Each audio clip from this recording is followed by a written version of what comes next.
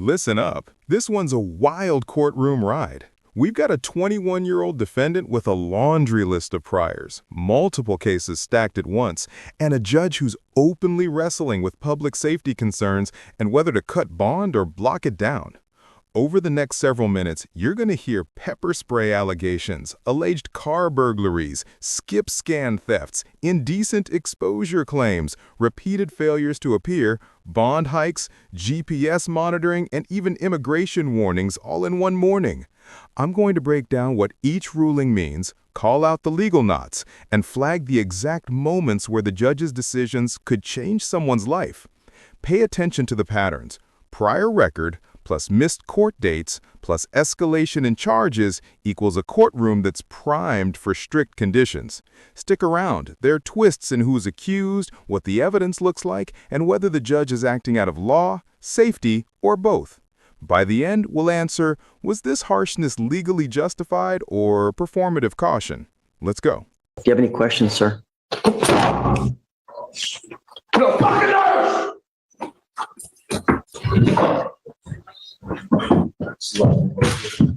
When a judge reads off that many priors at once, don't tune out.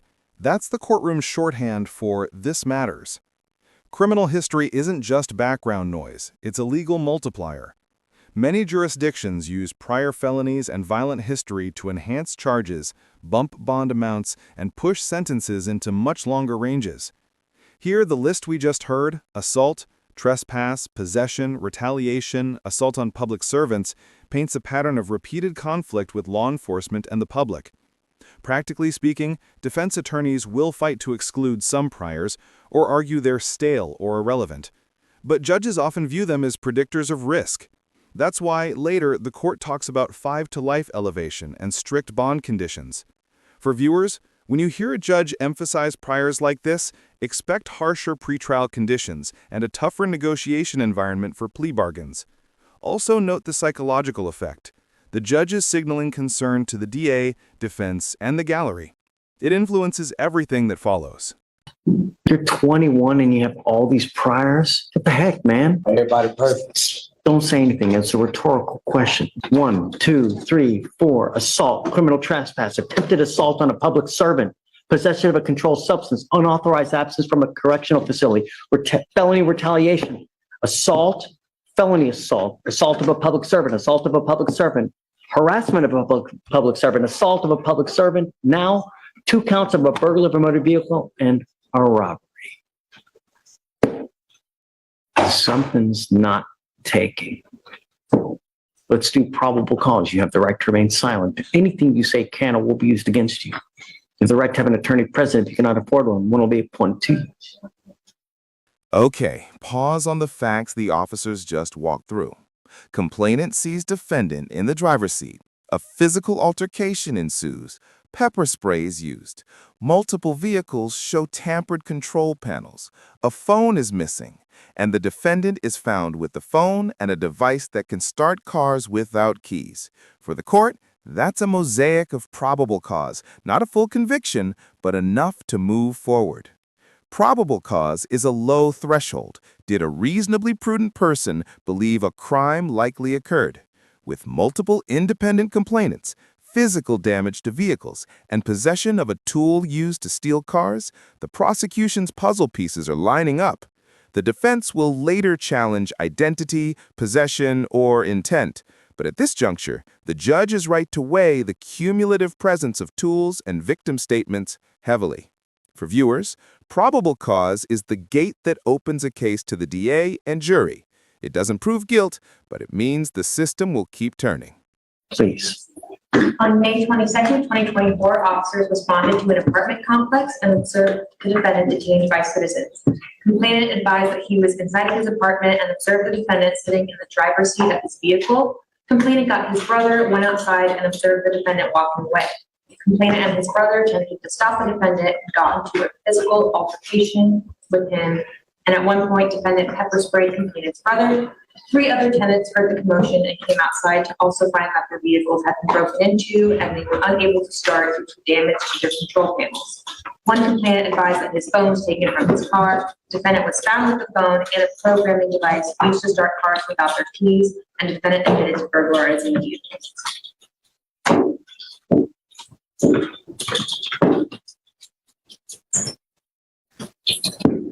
Was the robbery due to the pepper spray?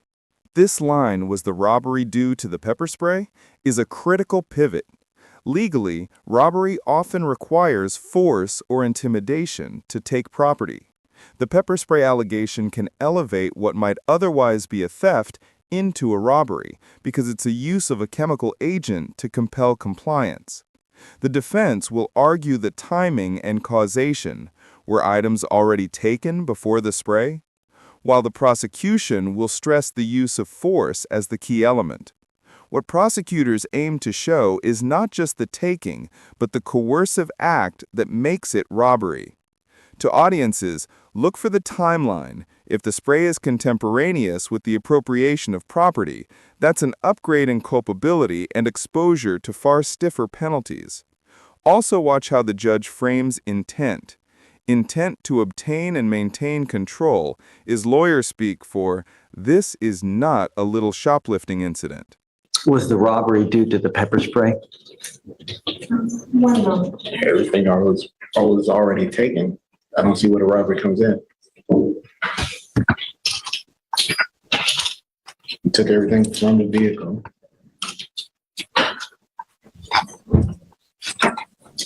Yes, Judge, it is charged, it is pled as spraying the complainant. The robbery. When someone asks, "Is this a 15 to life case?" and the courtroom answers, "It's elevated to a 5 to life," you've hit the sentencing grid. An enhancement is a statutory bump that increases the minimum and maximum terms because of prior convictions or specific aggravating facts. 5 to life means the new charge now carries a mandatory minimum of 5 years up to life imprisonment, depending on the state's scheme and any further enhancements. That's a huge swing from a misdemeanor or low felony. For viewers, enhancements aren't decided on emotion, they're statutory. But judges use them to balance community safety concerns. From a defense perspective, the strategy becomes clear. Either negotiate to avoid the enhancement, attack the facts that trigger it, or work out a plea to limit exposure. For non-lawyers, this is why criminal history matters so much. It transforms the stakes in a single paragraph. With the intent to obtain and maintain control of the property, intentionally or knowingly and recklessly cause the bodily injury by spraying the complainant with a chemical agent. Not only that, you're enhanced with the felony retaliation. So are we looking at a 15 to life? Dave, is this a 15 to life case? Our case number is 2511-521. Fifth, it's elevated to a 5 to life.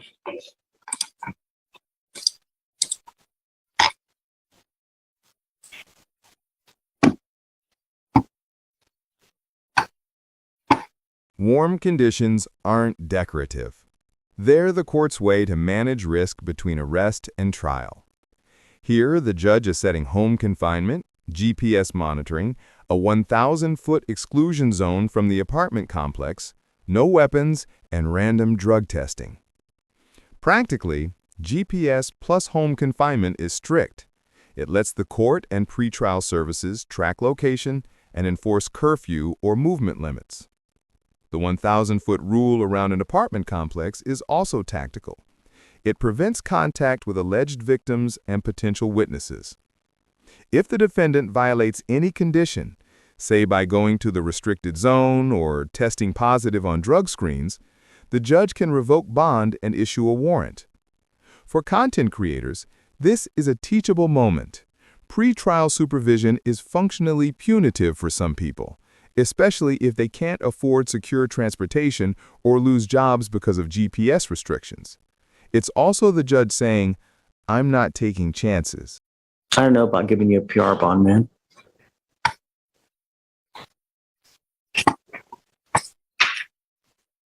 All I care about is public safety, Mr. Haywood, and I don't know if we get it with you.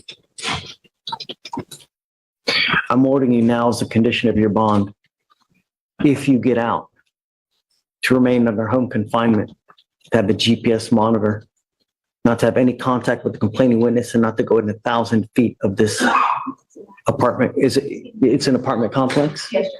Not to go within 1,000 feet of this apartment complex. No weapons, undergo random drug testing for alcohol and any kind of dope. Your bond now is set at $15,000 in the robbery case. They gave you PR bonds with ours. I don't know if I'm down with that, you know, not with that kind of criminal history and the fact that he just had an assault dismissed of servant.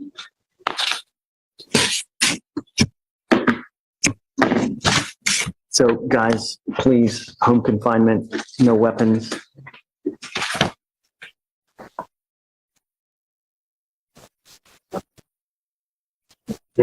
That "you scare me" line from the bench is striking. It's emotional and strategic. Judges are human agents making risk assessments. They see patterns, body language, and history, and sometimes the judge's visceral reactions reveal as much about the case's trajectory as legal briefs do. Here, the judge explicitly ties age and a long prior record to future danger. Defense counsel will want to counter that by highlighting employment, community ties, or rehabilitation needs. The job at a tire shop is the classic community ties argument. But when a judge vocalizes fear, it's a real obstacle. It shapes bail, plea negotiations, and the tenor of hearings to come. For viewers, note that credibility and perceived threat can be as powerful as evidence.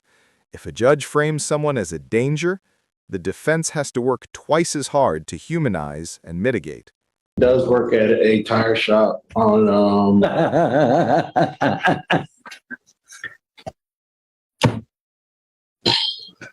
Really? Yes, sir. My other job was in Dickerson, Texas. It's the same people. I was doing moonwalks and tires, sir.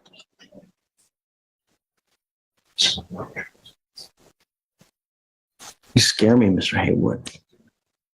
Truly. At 21 and with 1, 2, 3, 4, 5, 6, 7, 8, 9, 10, 11 priors at 21, and now you're charged with 3 cases, one of those being a 5 to life first-degree felony? Ha!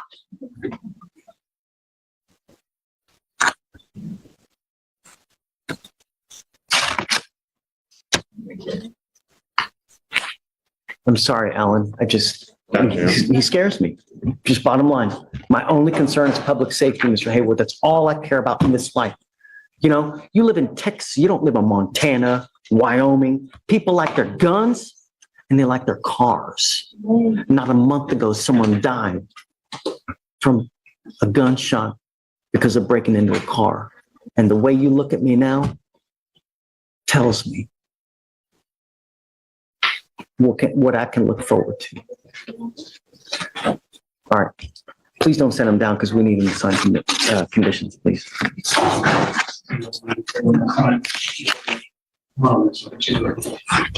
There's no co-defendant, or was there a co-defendant?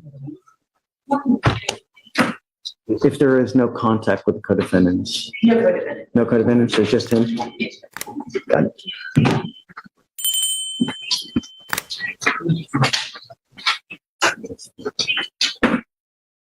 Indecent exposure cases often turn on one fragile pivot: identification. The complainant picked out someone on a bus, and the report says the witness confirmed that was the same person. But the defense immediately asks for body cam footage, the single most clarifying item in modern street encounters. At probable cause, the court doesn't need guilt beyond a reasonable doubt. It needs believable evidence that a crime probably occurred. If body cam corroborates the complainant, that's powerful.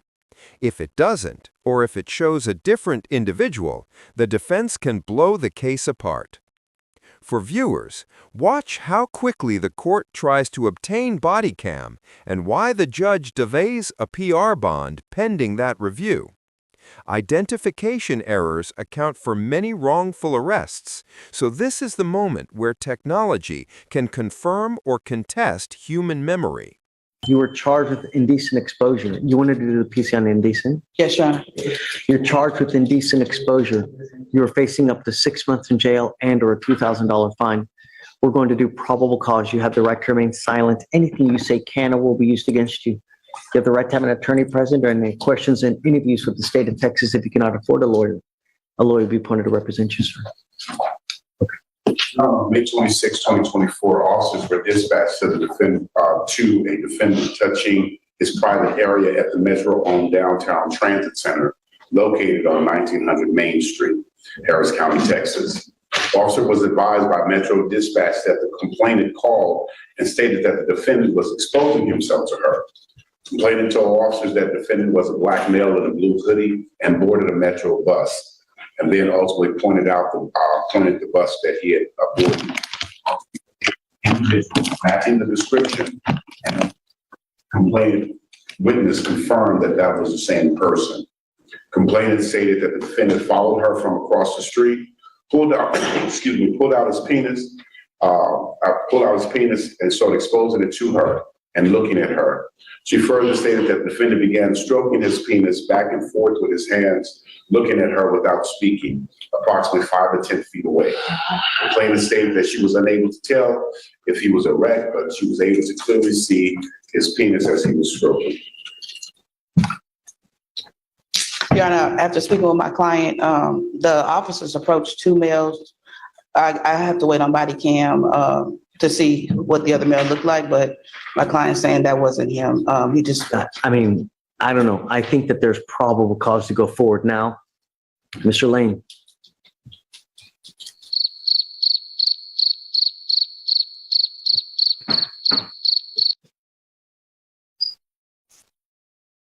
Mr. Lane, we will get the body cam to ensure and see if that is in fact you, because we don't know. All we know is that we have someone that has identified you. I will try to have them get the body. Do you have it now? What evidence do you have now? This is a brand new case, Your Honor. This is the 26th, so I don't know. There's nothing in yet, so I literally just wrote this up before I came to court. Okay, I will, Mr. Lane, I will try to have them get the information and the body cams as quick as possible so we can verify that it is you. I would say let's try hopefully a week. The problem is that I can't give you a PR bond because you continue to take off on us. I had your evading arrest at 7503 because we can't get you here. So, okay. Do you have any questions, sir? No fucking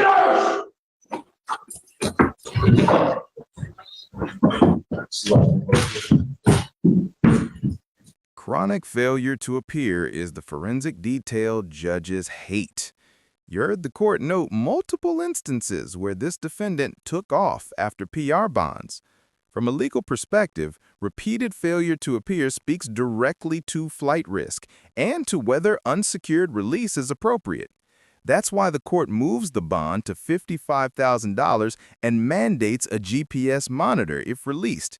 It's an attempt to convert a history of non-compliance into enforceable supervision. There's also practical leverage here. High bond and monitoring push defendants to engage with counsel and comply, but they can also trap low-income people who can't post bond, creating de facto pretrial detention. For viewers, bond is both safety tool and coercive device. It's meant to ensure appearance, but it also disproportionately impacts those without resources. Right now, you're on probation for a felon in possession of a weapon. You're also on probation for possession of a controlled substance in the felony case. You picked up in April with us, you picked up an assault bodily injury. You have literally been given 3 PR bonds and you continue to take off. I didn't get PR bonds, sir. But you have. I'm showing that you failed to appear 516. I just got a PR bond, sir. Excuse me. Listen to the day. So Roberto, please don't go. Okay, so I have 3 different occasions that you failed to appear.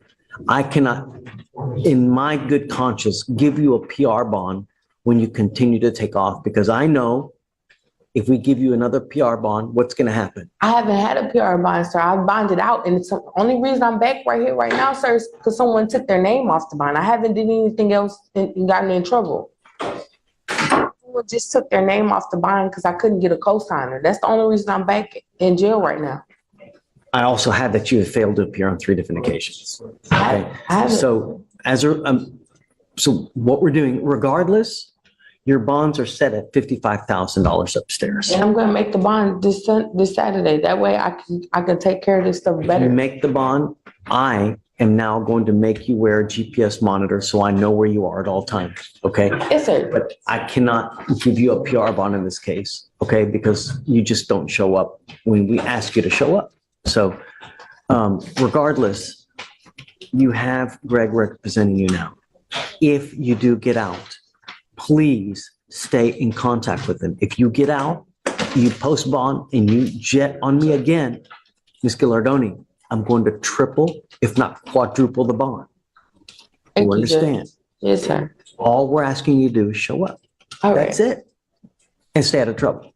All right. Okay? Yes, sir. I know that the felony courts are trying to have you evaluated as well. Do it, because if you don't, the only thing it does is it prolongs your case even more. Okay. Okay? Yes, sir. I think that we're okay. I don't think that there's, Okay, Your Honor. Thank you. yeah. So, I don't think I'm not showing a felony court date for her, but then I was showing. I am showing 7/29. Okay. You got that 7/29 phone. Your court date for your felony cases are July 29th. Okay? Yes, sir.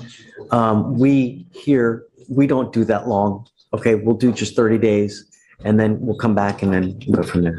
Okay, Your Honor. Perfect. Thanks, Steve. Appreciate it. All right, good luck, Ms. Gallardo. All right. Thank you. Yes, ma'am. I'm gonna tell you now, you ever take off on me again, I will put you over my knee and I'm gonna spank you with so much of a high bond, you're gonna go flip and split into 3. Do you understand, Mr. Chavez? Sir. As it stands now, I'm rolling this case to tomorrow to see whether they're gonna honor their offer. And if not, then I'm just gonna set your case for trial. Be back here tomorrow and we'll see if he can still finagle this thing for you. If so, you've got 2 weeks to complete this thing. You ain't got it done, I will set your case immediately for trial. Now reset for, and I just come back.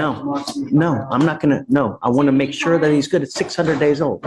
You gonna be here tomorrow? Yes, I'll be here tomorrow. Yes, Okay. I certainly will.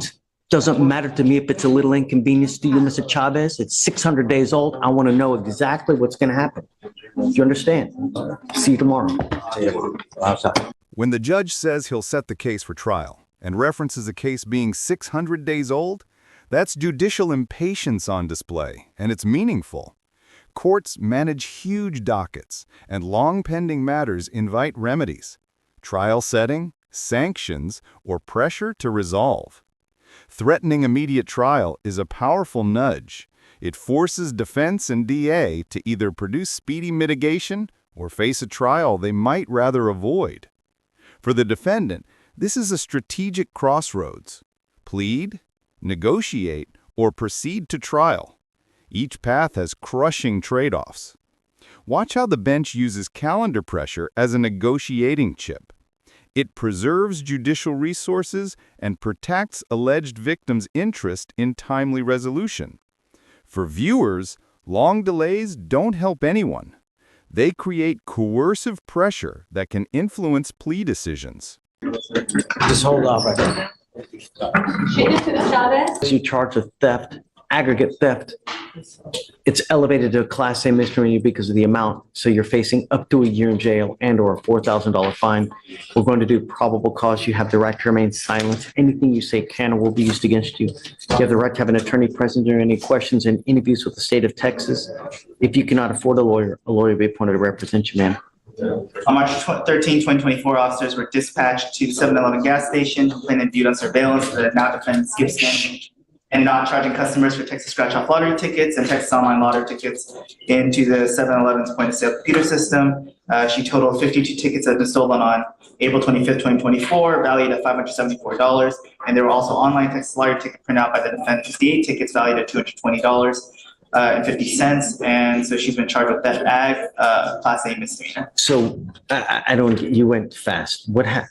So she She skipped scanning? Yes, Judge, and into the point of sale computer system. And so she stole a value of $574 worth of scratch off lottery tickets and printed out $220 worth of 58 tickets that were not also entered into the point of sale system. So it's a theft aggregate.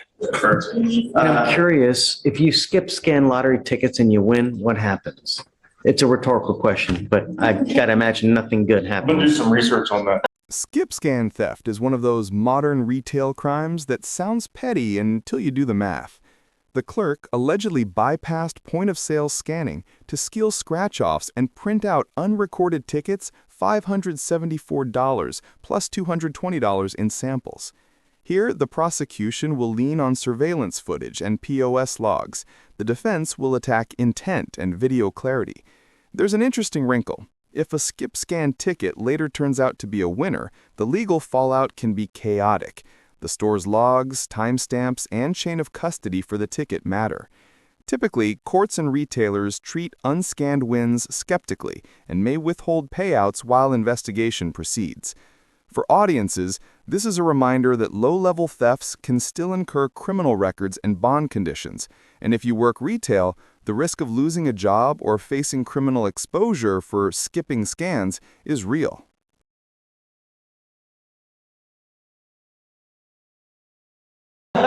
If you win $3 million on a skip scan, what's going to happen? Yeah. You forfeit it anyways? So. All right, Ms. Torres, I'm going to find that there's probable cause to go forward with your case. I'm ordering you now as a condition of your bond not to go back to this location. Do you understand? Also, do not pick up any new cases. If I find that you go back, you talk to the complaining witness, or you pick up any new cases, I will revoke your bond, put you in jail. You will not get any more PR bonds. Okay. As it stands now, your bond is set at $100. Do you want a PR bond? She wants a PR bond. Okay. Trying to save as much money as she can. I will not, I'm telling you now, I'll give you a PR bond, but you'll never get another one. Yes, sir. You understand? Okay.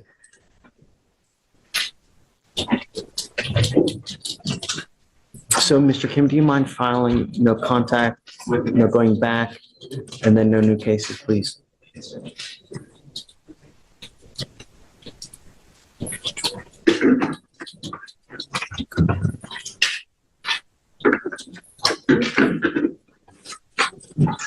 Now, you have a lawyer. It is your responsibility to stay in touch with Mr. Mercer. If he tells you that he can't get a hold of you because you're playing games, you're ducking and dodging his phone calls, I will revoke your bond. I'll issue a warrant for your arrest. I will waive your appearance so you don't have to mindlessly come to court, but you always must stay in touch with him. He'll tell you if and when you have to come back to court. Okay? For now, I'm going to have you go to Victoria. We'll have you sign a reset. After that, we'll have you take your seat in the jury box where we'll get all your paperwork ready. We'll have you sign it, and after that, you'll be free to go. Okay. Thank you. Thanks. You're now charged with 2 DWI seconds. You know, the only thing that we want in our country, we want our streets to be safe. Do you know that Harris County leads the nation per capita in DWI fatalities?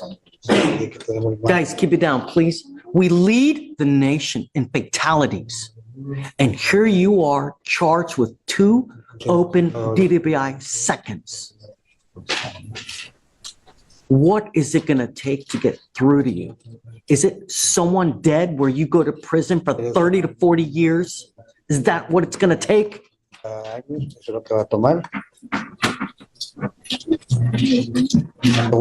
This is heavy.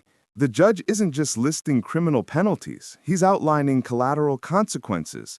For non-citizen defendants, a DWI or guilty plea can trigger deportation, exclusion from naturalization, or federal reentry penalties if they return illegally. The bench warns of 2 to 10 years for certain repeat DWI offenders and an extra federal sentence for illegal reentry. Those are legal realities that transform a seemingly local case into a life-altering immigration issue. That's why immigrant defendants often demand immigration counsel or special plea deals that minimize removability. From a strategic perspective, when immigration is at stake, defense attorneys sometimes pursue non-criminal dispositions, like deferred adjudication or immigration-safe pleas. For viewers, criminal plea bargains aren't only about jail time. They can cost someone their right to stay in a country, and the judge's loud warning is meant to make the defendant and counsel think beyond the docket. Understand that if you ever come back to this country and you're in a car driving and you get pulled over, an officer is going to see DWI, DWI, DWI. If they smell alcohol, what do you think they're going to do to you? He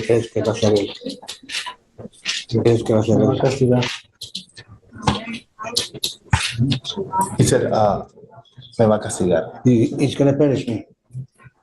Pero yo ya no pienso volver. But I don't think I'm gonna come back. I didn't hear you. We'll get there. But if you're caught in a car with alcohol on your breath, what do you think officers will do to you when they see your record? Es cuando vean el récord que te ven que estás borracho, ¿qué crees que van a hacer ellos? Me van a meter a la cárcel. ¿Y cuando go to prison? Not jail, prison. From now on, because of your history, you'll be facing a minimum of 2 years in prison, a maximum of 10 years in prison. Not only that, you're now being deported to your country of origin. If you come back, the feds can hit you with an illegal re-entry, and then with that, you're looking at a minimum of 5 years in federal prison on that one as well. So I would be very careful if you come back, how you come back. Because you could be the next time be facing a lot of time in prison. The only thing we want are streets to be safe. That's all we're asking to do. If you're gonna go drink 15 beers, find another way home. Don't drive.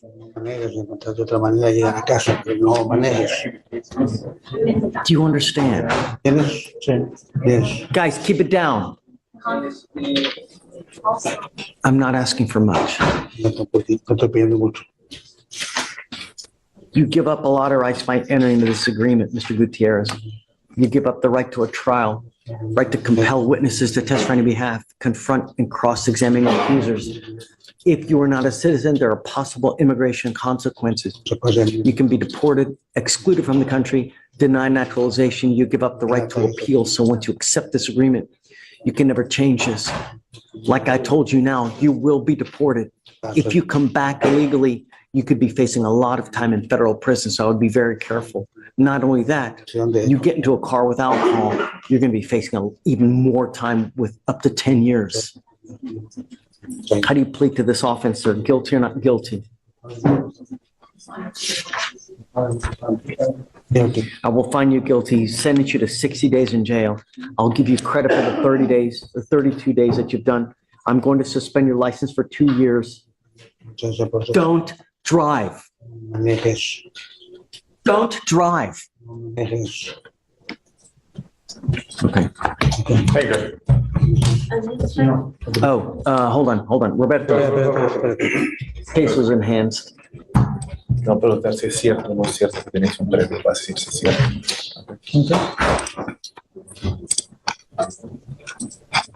Is it true or untrue that you had a prior DWI from 2015 here in Court 5? 5. Es cierto, no es cierto. Yes, it's true. True to the enhancement. Okay, good luck. I am now going to have you come and test with me every Monday and Thursday. If you ever test positive for anything else, I'm going to put you in a rehab facility, locked down in the jail. You're going to sign an affidavit with me. And I'm telling you, if I find that you're using cocaine, I will hold you in contempt, slap you with 180 days in jail, probate it for 2 years, and put you in a lockdown rehab facility. Do you understand? The reason I'm having you come so much is because cocaine gets out of your system every 3 days. So I'm having you test for the foreseeable future. And if I'm telling you, I'm going to make your bond so high, you're also going to flip. Well, actually, I mean, you'll be in a rehab facility. You can't get out. So you can either control these demons yourself. If I find that you can't, then I'll do it for you. I promise you, you're not going to like whether I do it. Also, Mr. Cardona, you're not to be in possession of weapons as well. If I find that you have a weapon, likewise in this one, I'll deem you a public danger and make you bond $50,000.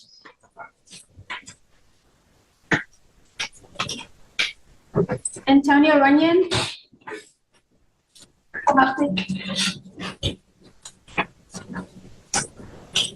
So another Monday, Thursday air, guys. Let me see, let me get my list.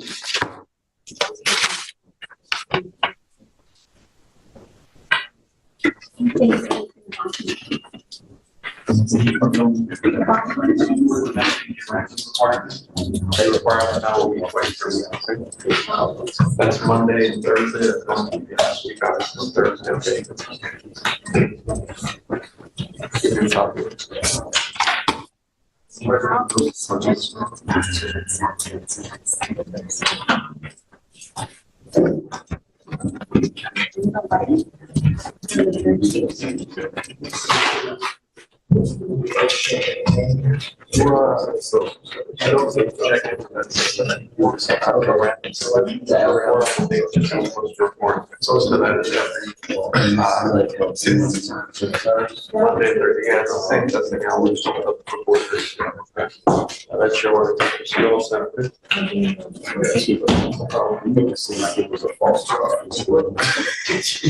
Hold on. I need you to sign this affidavit for me.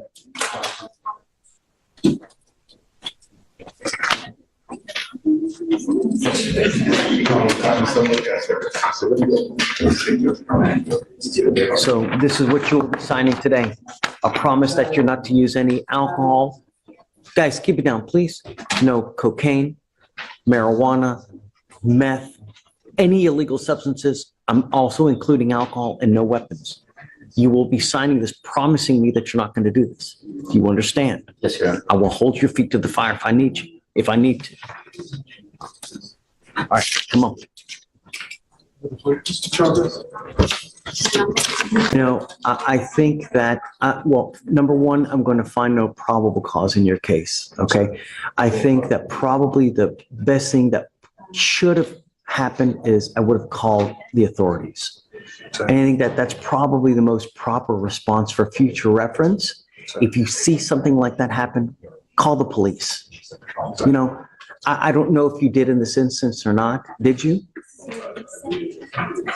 I would continue to call 911 until you finally get someone who's going to respond and get someone there as quick as possible.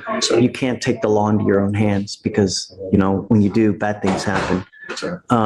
Just for future reference, I'm saying from now on, I would continue to call 911 until you get someone who actually responds to you. For now, I'm finding no probable cause in your case, and they're going to dismiss it. Okay, so you're free to go. Okay, take care. Thank you, sir.